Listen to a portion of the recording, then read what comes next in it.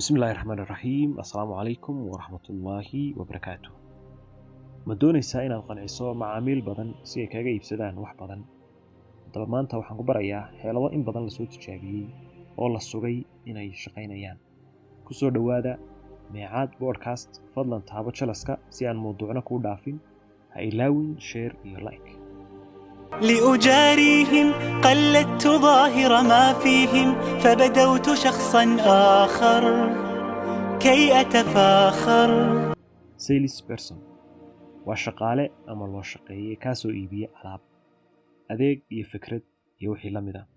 Sales person waxaynu u naqaanaa shaqaalaha goobaha ganacsiga xagga hore fadhiya, sida xafiisyada iyo meheradaha kale ee ganacsiga, isla markaana dadka u adeega.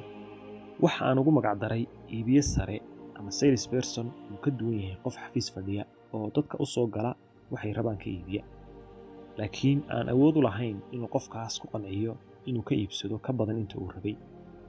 Iibiye sare waa qof wax iibiya sida alaab, adeeg, fikrad iyo wixii la mid ah.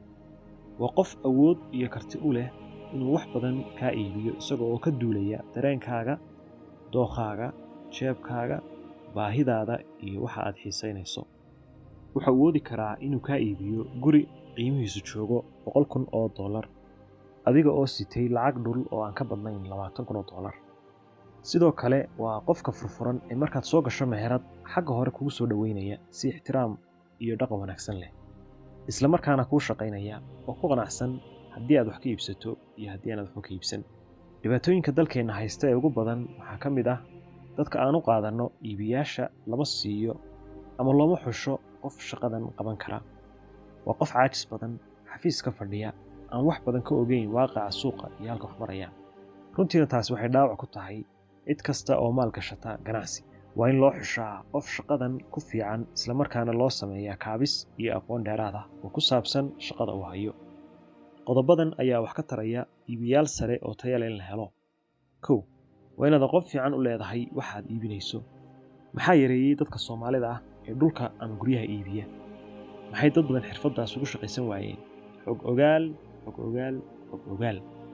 Dadkaynu u naqaano dilaaliinta waxay yaqaanaan waxaad u baahan tahay, lacagta aad sidato, xaafadda ama suuqa aad dhulka ka doonayso. Sidaa awgeed waxay hayaan xog badan oo ku saabsan dhulka la iibinayo oo kala duwan. Sidaa awgeed waxaad ku aaminay xogtaada iyo lacagtaadaba. Qofka raba inuu suuqa soo galo wuxuu u baahan yahay inuu yeesho ama leeyahay xidhiidho badan, isla markaana yahay qof aamina, yaqaana qof walba iyo waxa laga iibiyo.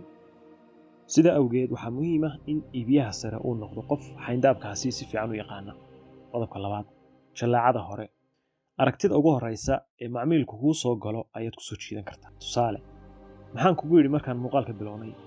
Ma doonaysaa inaad qanciso macaamiil badan si ay kaga iibsadaan wax badan? Haddaba maanta waxaan ku barayaa xeelado in badan la soo tijaabiyey oo la sugay inay shaqaynayaan. Waa in macmiilku kaa arko wuxuu rabay, qof degan, khabiir ku ah wuxuu iibinayo. Ku soo dhawee salaan diiran macmiilka, una sheeg magacaaga. Waxaynu ka digaynaa oo Soomaalida ku badan in macmiilka kuu yimi aad u aragto inuu kuu baahan yahay. Waxaa dhacda inaad aragto macmiil dhex wareegaya meheradda oo waaya cid la hadasha ama wax ka iibisa. Waxaad arkay macmiil lagu leeyahay, waanu rawaxaynaa maxaad rabtaa? Halkii lagu odhan lahaa soo dhawow, maxaan kuu qabanaa? Waxaan aad ugu boorinayaa ganacsiyada dhexe iyo kuwa waaweyn badankooda inay aad uga fiirsadaan shaqaalaha iibka ee ay qaadanayaan. Haddaad adigu tahay iibiye, waxaa la rabaa inaad dhisto aqoontaada iibka. Qodobka 3. Kala doorasho. Waa inaad macmiilka u soo bandhigto dhowr shay oo uu kala doorto. Qodobkan waa muhiim. Macmiil garanaya wuxuu iibsan lahaa iyo macmiil aan garanayn ayay dadku u kala baxaan. Inta badan macaamiishu ma hubaan oo mana diyaarsana waxay iibsadaan. Waana macmiilka ugu fiican ee wax laga iibin karo. Macmiilka waxaa tusay waxa loo yaqaano the 3 categories. Tusaale, 1. Adeeg ama alaab qiimaheedu joogo $100. 2. Adeeg ama alaab kale oo qiimaheedu joogo $150 iyo mid kale oo qiimaheedu joogo $200. Waxaynu hubnaa in macmiilku uu qaadanayo inta badan alaabta qiimaheedu dhexdhexaadka yahay. Qodobka 4. Gorgortan. Isbaayacaad kala goyn. Hodhaah baad tidhaahdaa, ma helaysid nolosha waxaad jeceshahay ee waxaad helay waxaad ku gorgortantay. Iibku sidiisaba waa gorgortan iyo dood dheer oo ay wada galaan labada qof ee wax kala iibsanaya, sida qiimaha, tayada, ammaanada iyo arrimo kaleba. Waxay galaan inta badan in si qoto dheer looga wada hadlo. haddaba marka aad rabto inaad iib kasta ku guulaysato waxaa muhiim ah inaad isweydiiso su'aalahan. Su'aasha koowaad, waa maxay ujeeddada aan leeyahay markaan wax iibinayo? Ma alaabta ama adeegga ayaan isdhaafinayaa? Ma macaash badan baan ka rabaa? Ma suuqaan ku soo gelayaa? Su'aalahaas iyo su'aalo la mid ah ayaa la rabaa inaad ugu horrayn isweydiiso. Waxayna fure u noqonayaan inay kuu caddeeyaan ujeeddada hore ee iibkaaga. Su'aasha labaad, intee in la eg baa ugu hooseysa ee aad isla gaadhi kartaan macmiilka ama iibsadaha xagga qiimaha iyo wixii la mid ah? Su'aasha saddexaad, maxaa ila gudboon haddii aan ku guulaysan waayo inaan qofka wax ka iibiyo oo aan isku fahmi weyno baayacadda? Haddaba qodobadan ayaad ugu guulaysan kartaa gorgortanka iibka. Qodobka koowaad, qabso meel sare. Qofka bani aadamka ah waxa ku abuuran noloshiisa inuu wax iska caabiyo dood iyo jidaan la ka galo wax kasta. haddaba iibku si uu guulaysto waa inay jirtaa sideen hore u soo sheegnay meel aan la dhaafi karin. Tusaale, waxaad iibinaysaa gaari qiimaha aad siin kartaa uu yahay $100,000 balse aanad wax ka yar siin karin. haddaba ku bilow 105,000 iyadoo macmiilka la rabo in la siiyo xorriyad uu wax iskaga cadaadin karo. waa inaad ugu dambeyntii gaariga siisaa 101,000 amaba intii uu kugu joogay. qodobka labaad, iibku waa run sheegid.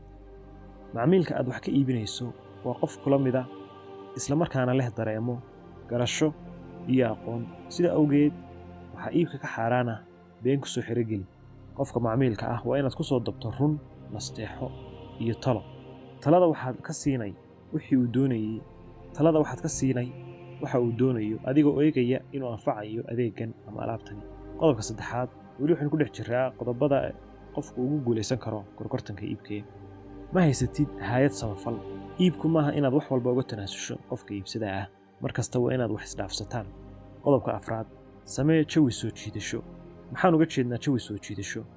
warbixin la ururiyey mar ayaa sheegaysa in marka dadka la weydiinayo su'aalo la xiriira siyaasadda iyo hoggaanka ay si fiican oo muwaadinimu ku jirto uga jawaabayaan marka calanka dalkaas uu ka muuqdo waraaqda su'aalaha amaba meel ku dhow.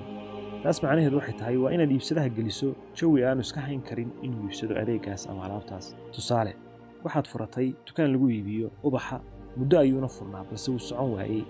markii dambe waxaa soo degay dukaanka ku xiga meherad lagu iibiyo hadiidaha. maxaa dhacay? ubaxaagii si xoog leh ayaa loo iibsaday, waayo qofku marka uu ubax iibsado hadiyad buu xasuusanayaa. marka uu qof hadiyad u geynayana wuxuu ka fikirayaa inay fiican tahay inuu ubaxna u sii qaado. ugu dambeyntii waxaad ogaataa in iibku yahay wax la baran karo. sidoo kale adduunka maanta wuxuu u socdaa dhinaca aaladaha casriga ah. iibka inta badan wuxuu dhici doonaa iyadoo aan la wada joogin, ama wuxuu noqon doonaa mid dalabaad ah sida cuntada, dharka, gawaadhida, xitaa dhakhtarka iyo caafimaadka ayaa noqday dalab ama in qofka laga daweeyo hab online ah. haddaba ma ka fikirtay sida aad u goosan doonto heshiisyada iyadoo aan cidna kula joogin? wax ma ka iibin doontaa qofkaa maqan? assalaamu calaykum waraxmatullaahi wabarakaatuh.